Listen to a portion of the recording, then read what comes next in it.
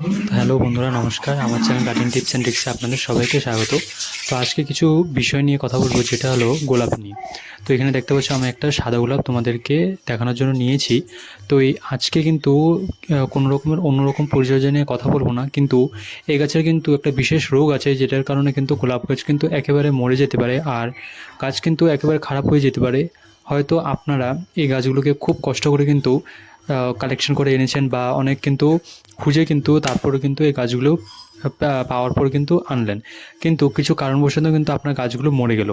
অনেক কিন্তু নতুন নতুন বন্ধুরা আছে, বা যারা যারা নতুন নতুন বাগান করতে শুরু করেছো, তো তোমরা কিন্তু হয়তো এই জিনিসগুলো অজানা আছে, তোমরা কিন্তু এগুলো জানো না। তো এই বিষয়গুলো কিন্তু অবশ্যই মাথায় রাখবে, তাহলে কিন্তু তোমাদেরও গোলাপ গাছগুলো কিন্তু সহজে খারাপ হবে না।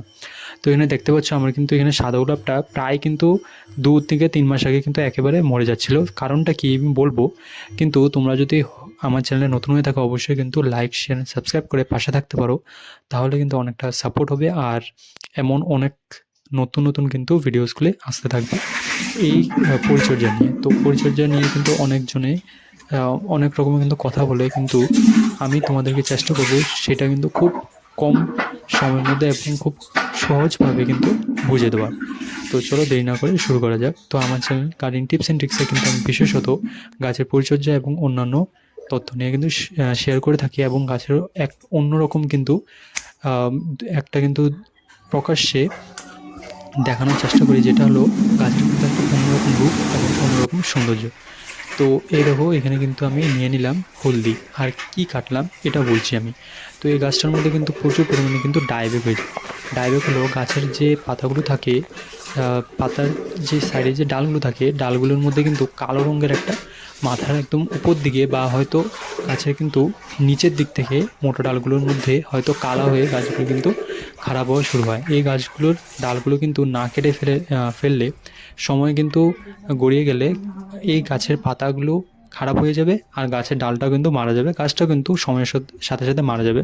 কারণ এটা একটা ডায়বেটিক রোগ, যেটা নাকি ওভার ওয়াটারিং বা জল কিন্তু জমে থাকলে মাটির মধ্যে, বিশেষত তার যে গুঁড়িটা সেটা কিন্তু নষ্ট করে দেয়।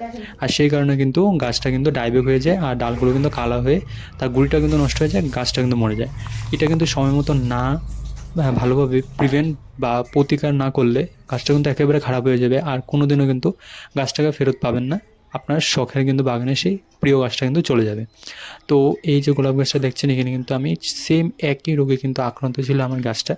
তো আমি কিন্তু একটা ন্যাচারাল, যেটা হলো বলতে পারেন একটা ন্যাচারাল কিন্তু হোম একটা অ্যান্টিডট বলতে পারেন, বা কোনো রকমের একটা ইনসেক্ট রিপেল, বা একটা কিন্তু ওষুধ বলতে পারেন মেডিকেল বা আয়ুর্বেদিক একটা হোম রেমেডি ইউজ করতে পারেন, যেটা হলো হলদি।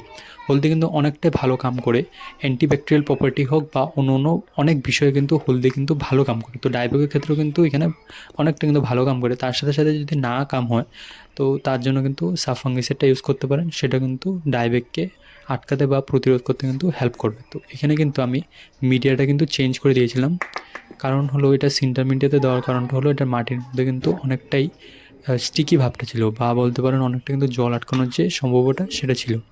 তার কারণে কিন্তু আমি মাটিটা চেঞ্জ করে দিয়ে সিন্ডার আর মাটির যে মিক্স 50-50 করে, বা বলতে পারেন 50-20, আর 50% মাটি, 20% সিন্ডার, আর 20% আমি অন্য কম্পোস্ট আর সার দিয়ে এটা আমি লাগিয়ে দিলাম। তো লাগানোর পর কিন্তু গাছটা বাঁচলো, আর এখন কিন্তু গাছটার মধ্যে দুটো ফুলও ফুটলো।